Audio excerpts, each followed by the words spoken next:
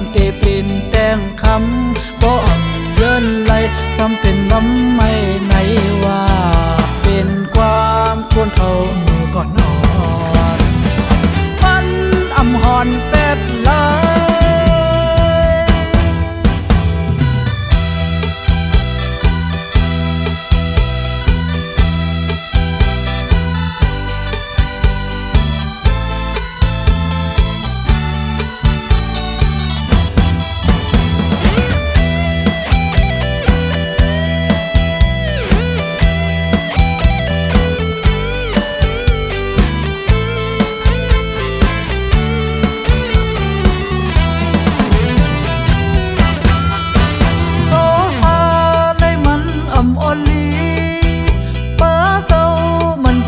วันหนึ่ง